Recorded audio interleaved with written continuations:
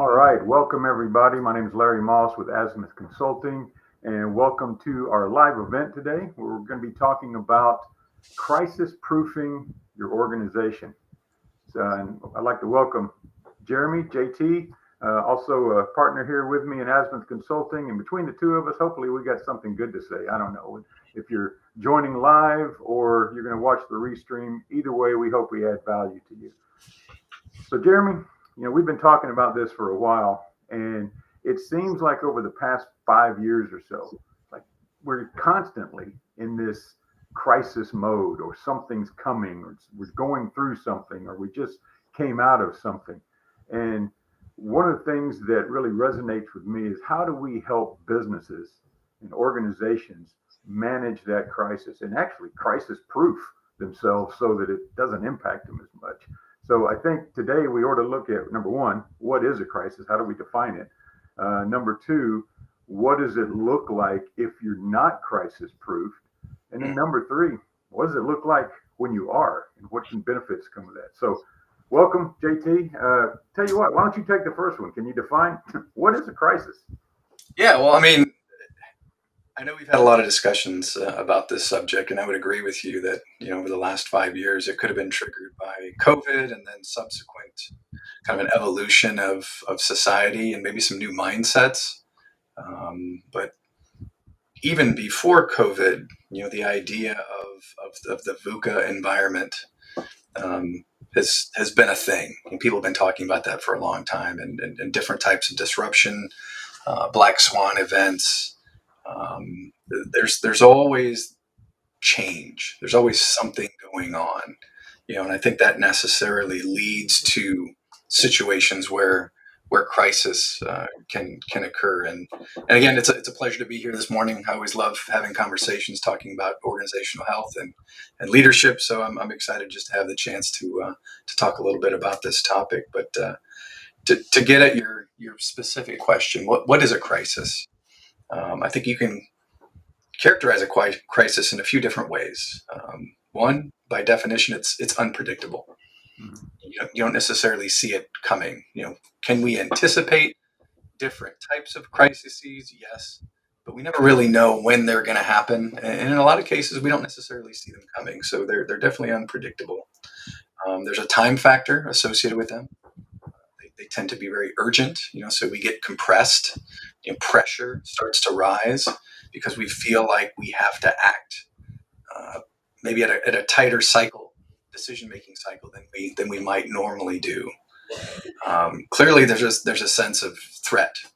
I mean, it's a crisis because there's something on the line. There's some risk that's out there. So it's not just unpredictable and urgent, but there's impact associated with that. So whether that's financial risk, whether that's reputational risk, impact on your people, or just the very survival of your organization. So I think that threat is an inherent part of this. And what we see, perhaps reaching back to what I was talking about earlier with the VUCA environment and the rate of change that's happening in society, is there's complexity, and that complexity can add to the sense of overwhelm, and the sense of confusion and disorientation that crisis can generate. But those are the things that come to mind when I think about a crisis occurring. No, absolutely. And real quick, I want to define. You heard the term VUCA. JT and I are both come from a military background, and because we can have the tendency to throw out acronyms, expecting We do. everybody to know what that is. So VUCA stands for volatile, uncertain, complex, and ambiguous. Okay, that's basically just chaos and confusion. We don't know what's going on. So how do we manage through that? And one of the crises I think everybody can relate to was COVID. It's been 5 years since it started, and we were in the heights of it, and nobody expected it. It was definitely volatile. There was uncertainty. Nobody knew what was going to happen, where we were going, when we were going to come out. You mentioned the time piece to it. Nobody knew. It was certainly uncertain. So And we've seen where companies thrived, some survived, and others didn't. So, I mean, I was looking the other day for some examples of some that thrived but didn't prepare to carry on, like Peloton. Everybody knows what Peloton is, right? Their sales soared during COVID. Matter of fact, they struggled to meet delivery of the equipment. Well, then what happens when everybody went back to the gym, right? They didn't prepare for it. Now they had a over inventory. How do we get rid of these things? So that was something that they needed to change. And an example of somebody that obviously thrived, where one that came to mind was like Airbnbs. What do you do when you can't rent? Nobody's leaving home, and your livelihood is making sure somebody's in your house. Well, they had to look at longer term stays, right? And we talked about this the other day. Chick-fil-A, you know, how does a restaurant, and I love using Chick-fil-A as an example of success, because not only do they have great chicken, and my youngest son's like, what do you like to eat today? Chick-fil-A. But here you have a restaurant that has a great business model, but if nobody can come in, you can't sell your product. But wait a minute, we still have a drive-through, right? I know one locally here. I met the owner during COVID, and he was telling me that they opened their entire parking lot as drive-throughs. I think they had, let's see, one, two, three, like 5 to 7 lanes that you could go through. So this was a pivot, right? It wasn't something they had planned that, hey, if we ever have a pandemic and have to close the door, we're going to do this. But it showed the ability to think through the process and react quickly. That's the key. It was reacting quickly that had a resilience built in. So now, that particular store, and I'm sure, I think Chick-fil-A showed an increase in revenue during COVID over the years prior to COVID, because they were prepared not for COVID, not for a pandemic, but they were prepared to handle a crisis. So they had crisis-proofed their culture, their organization. So what are some things that you think can happen if we don't crisis-proof ourselves as an organization or business? Well, I mean, I think some of the examples you gave, and just in terms of failure, when crisis occurs, I'd like to kind of circle back real quick on the Chick-fil-A example. We talked about how they thrived, how they came out on the positive side. There's space in there between the outcome, the action, and the crisis, right? And there's things that happen. There's context for that. And one of the things we've talked about recently is perspective. Are you focused on the near term, the now, that as we say in the military, the tactical fight? Or do you have awareness of the bigger picture, the larger goal, the overall purpose of your organization and what you're seeking to strive? And the concept of a healthy organization, which I see as something that has the ability to contribute in a long-term sense. Mm-hmm. It's adaptive, it's resilient, it's able to grow and to thrive. I think for organizations, ultimately, we want that. We don't just want success in the now. We want to be able to be successful now and into the future. And so there are things that have to be in place that allow you to deal with these crises, these things that occur and emerge not even just as good as you were, but perhaps better. There you go. That evolution, growth, you see it as an opportunity. Some people will fail, some people will fall, other people will come out stronger because of their ability to adapt and grow. And now they're an even more effective organization. And I think Chick-fil-A is one of those great examples. But what happens in that in between? What does crisis trigger? Well, you got fear. You got the unknown, the uncertainty, and the overwhelm. That's a natural reaction to crisis. Right. What's happening? What are we going to do? Oh, there's so much going on. I'm confused. So you're afraid. People become frustrated. I mentioned the confusion. There can be a sense of hopelessness Mm-hmm. because what you've grown accustomed to working in this new situation doesn't seem to be working, and the pressure keeps building.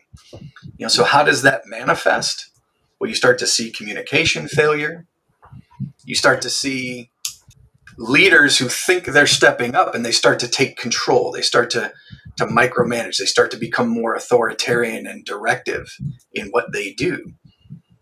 You see conflict.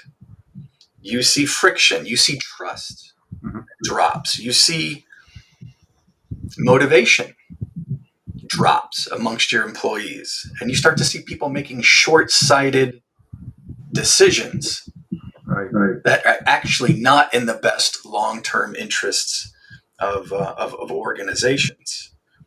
So I think that's just a natural consequence of what can come out of a crisis, especially when people are not maintaining that higher level vision, that strategic approach to making sure that their organization is capable of long-term adaptation and growth and survival.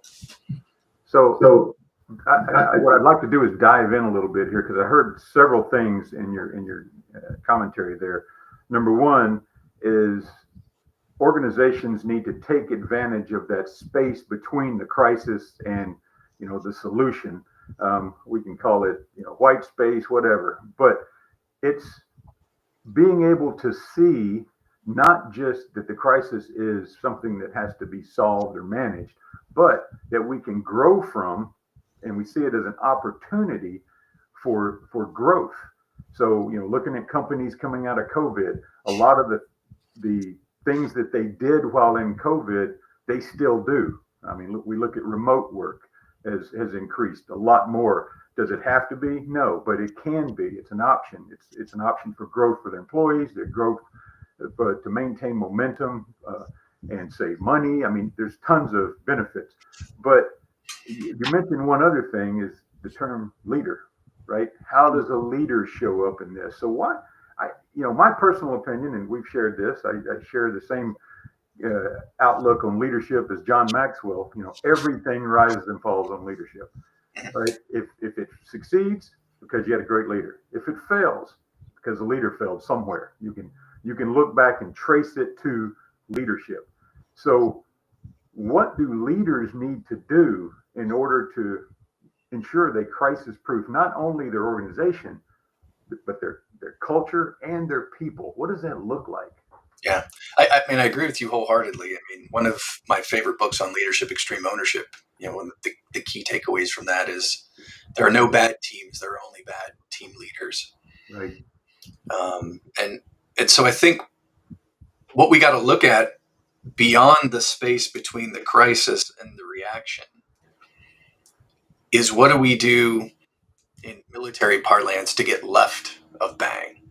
Mm. We know the world is VUCA. We know that change is bound to happen. We know that events are going to show up. They're going to occur.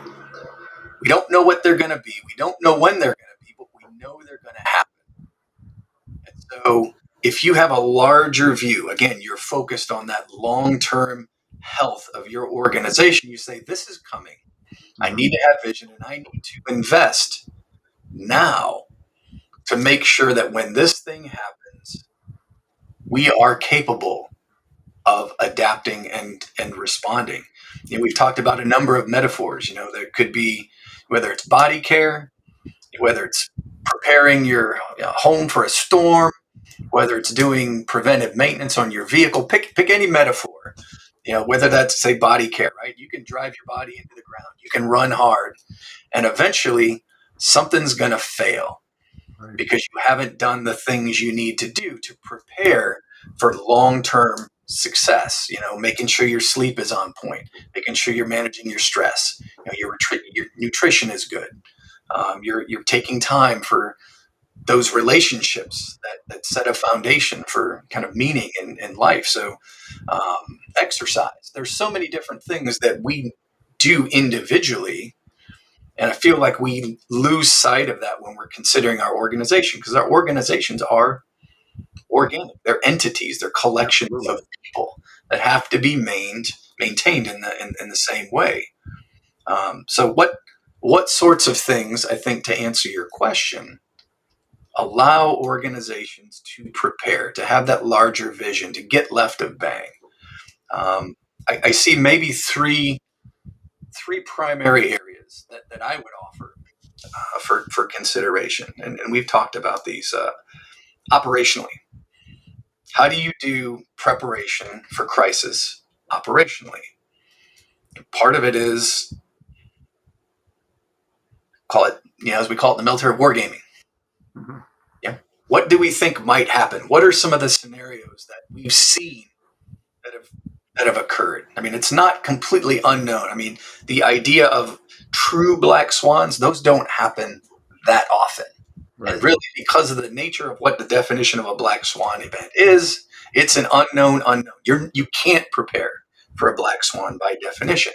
But there are lots of crises that, as they say, history doesn't repeat itself, but it certainly rhymes. So you can see things that Mm-hmm. might be coming, that you are likely to face. And so think about, what are those scenarios?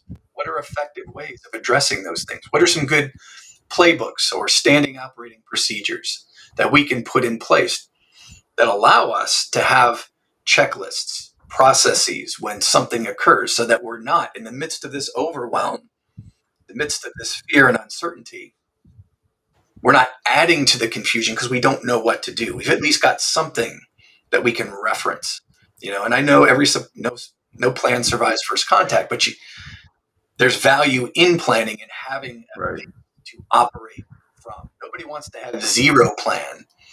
They want to have something to adjust from. So I think operationally, having tools, exercises, making sure that people have experience exercising those standing procedures and learning from them, and kind of doing after actions to say, hey, this is how we could better respond to these types of crises. So there's some experience, there's some awareness there. Right. That's operationally.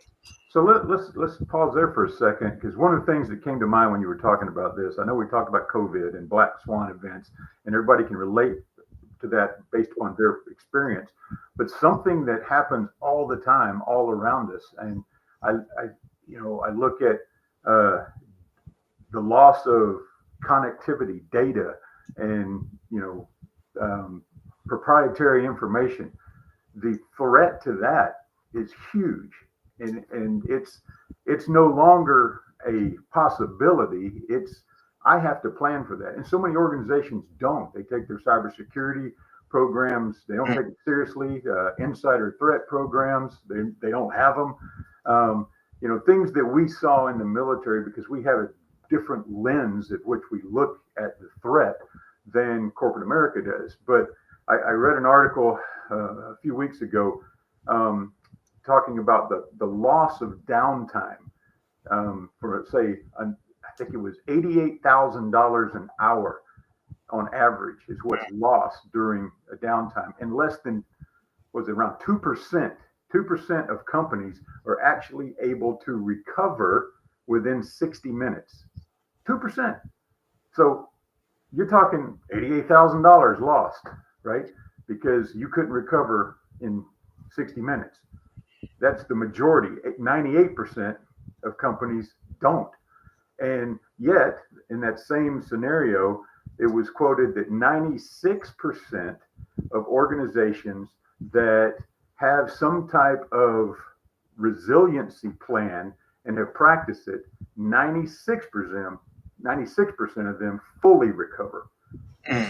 So that's a huge difference. And to me, a signpost that says, build your resilience, crisis proof your organization, because it's not a matter of if, it's when this is going to happen. You're saying it works. And I think there's certainly evidence there. Some of the examples that, maybe circling back a little bit about what can happen, what can go wrong, and for folks that are like, oh, well, COVID only happens once. I don't know. We'll see how how often that happens. But those true crisis events are unlikely, and we'll figure it out. But those statistics are clear that the impact is not only substantial but can be catastrophic if you don't take that perspective. But things like an ethical failure, a natural disaster, an accident, something happens in your workplace, competition, disruptive technology. Those things are happening all the time. Right. And think that those are not somehow going to touch your organization at some point, I think is very short-sighted. And again, is not taking that long-term organizational health perspective that we advocate for. Yeah. So let's take a look. We've defined what a crisis is, both from a black swan standpoint and just everyday crisis that's going to happen. And and you mentioned fear, and that's the typically the first response, because our brain, that's the way it works, right? It's the way we were built. It's our mind, our brain protects itself. So if I hear a noise in the woods, the first thing is like, what was that? And it transfers all of the energy to focusing on protection. And if we stay there, then we can tend to move forward blindly and we don't see opportunities. And what I want to do is, like, let's talk a little bit about what it is when we utilize, if we built this capability and we've crisis proof, now we move away from the emotional response to the crisis, and we're actually looking at, okay, how do we thrive while we're here, and what does it look like to get better when we come out, and use that. Hindsight's the greatest teacher, but only if reflected on, right? I can know what I did wrong, but if I don't stop and go, how do I make that change, then it serves no value to the future. For example, what was it, 2011 with the tsunamis in Japan? Okay, some things that Toyota recognized was that we need to diversify our supply chain, right? Because if all of our stuff's coming from this area and a tsunami hits us again, then we're dead in the water. So after that, they geographically diversified to where it wouldn't stop operations, like you said, during a crisis, because I have other options. But so how do we get there? What does it look like to be a crisis-proof organization? Yeah, I mean, a few things came to mind when you were talking. In combat, we talk about it's a competition, right? And in the business world, there's competition. You talk about decision cycles. We have the phrase the OODA loop, right? It's a form of decision cycle: observe, orient, decide, act. And that's conceived of as a cycle of decision making. And in the chaos and uncertainty of competition, in a military environment, the person that can cycle faster, can decide faster, can act faster and learn, tends to have an advantage. And there's some more nuance to that could be a whole nother podcast about what it means to orient and the importance of clarity and how you observe what's going on and what you take from that. But I think having the things in place, you use Toyota. I mean, it's great to learn from experience, right? And I'm a big fan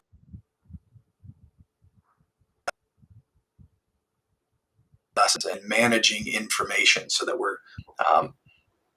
but it's better to learn from the experience of others because you don't have to endure the consequences. Absolutely. I've endured. So again, if you've got I see you get hit in the face, I'm not going to go over there and stand in front of the guy that hit you. Running into that wall over and over and over again, right?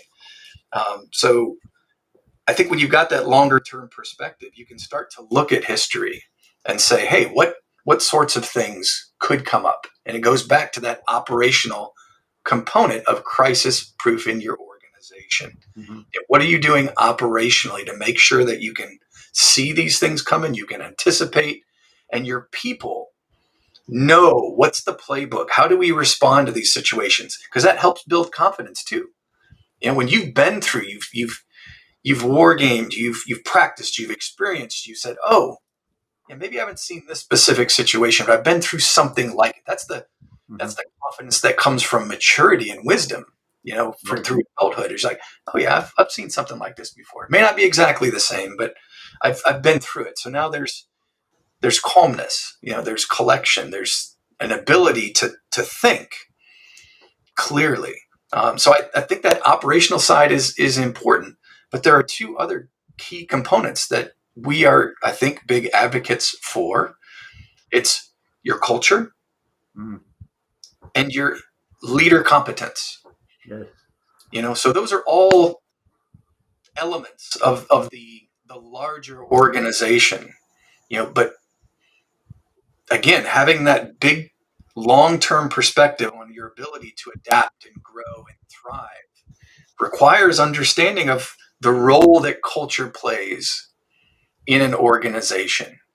And the reality is culture exists. Whether you like it or not, It, either by it's default or design. That's right. I don't remember, the name escapes me, but you say you may not be interested in war, but war is interested in you, right? Right. Thing with culture, like it's going to happen. It's going to have an impact. Are you going to choose to ignore it because you're focused on fighting fires every day and staying in the tactical fight? Or are you going to say, hey, I need a longer term perspective. I need to invest in things now that I know are going to make my organization resilient and adaptive when these inevitable crises occur, or frankly, when these opportunities show up. Mm-hmm. How do you view the crisis? If you can adapt faster, if you can respond to a situation, if you're prepared, if you can keep your head when everybody else is losing theirs, there's opportunity there for you to grow and succeed and gain an advantage during that crisis. But that only happens when you take that larger perspective that includes understanding your culture is important, and then understanding that leadership at every level matters. Yes. You could be the world's best leader at the top of an organization, but you cannot control what happens at the lowest level of the organization. That's something that people start to learn. The longer they're in leadership positions and the higher they rise in the hierarchy is you have to lead through people. Right. And your ability to lead through people is only as good as the leadership competence of those people at every level. If you do not invest in them, then you're limiting your own ability Yep. to influence and impact your organization. So crisis proofing, I believe, involves the operational components, the culture development, and then the intentional growth and development of people, your leaders at every level. And I would also throw out followers. Yeah. At some point, people have to know how to follow. You can't cross the barrier into leadership unless you knew how to follow at some point. And Absolutely.